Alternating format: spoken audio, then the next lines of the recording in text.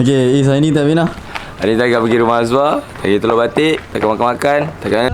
Kau ni kenapa Syamil? Terpusing-pusing. Kau terpusing pening kepala aku Syamil. Enjoy. Let's go.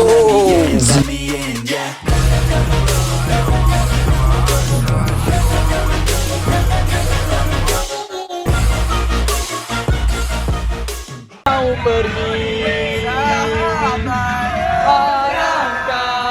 indahnya dunia bila kita semua ada ke depan.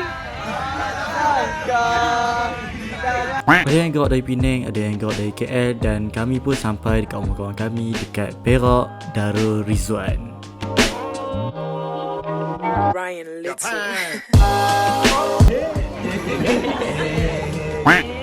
Penat tu. Ya tu, masuk keluar tak sebab. Amin. Amin. Macam dah baca terjemahan. Comel gila. Ni saya gambar. Sorry doh. Ya. Nanti dia buat macam ni tau. Macam ni. Tembak-tembak. Oh, macam tu. Buat yang tu. Okey. Okey. Buntik. Bukan. Boleh. Tahu gila. Tahu kan. Apa tu? Kena retake balik. Betul.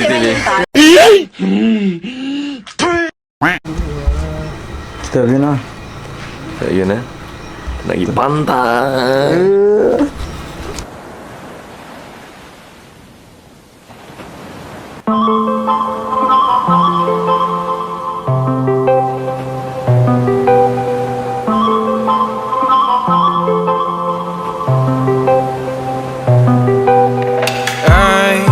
Control away the pieces that you gave, betray in a way.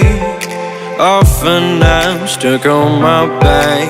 How could you do this? We've been through this for a while. Once secure, now she's gone. Hold me not, give me back my mind. My thoughts that you're taking stop me to care.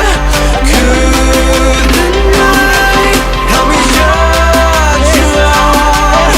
She gave me a lesson not to go and die, but I already died.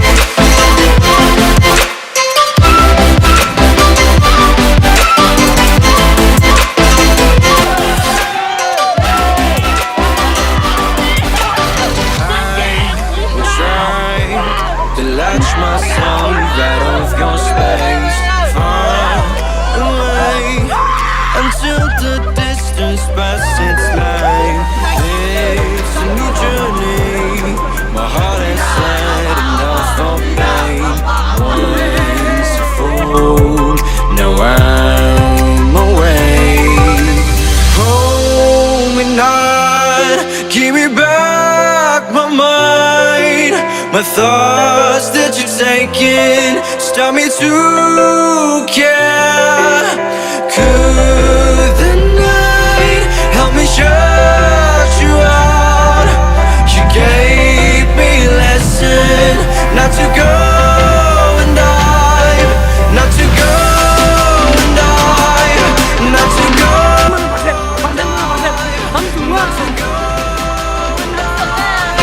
Not to go. But I already died.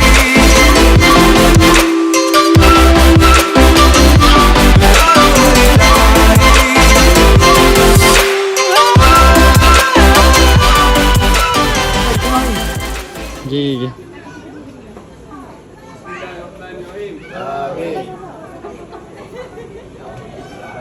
Tak, aku rekod baca doa.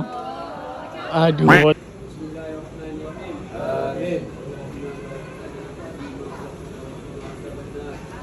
Ada ada apa-apa pesanan?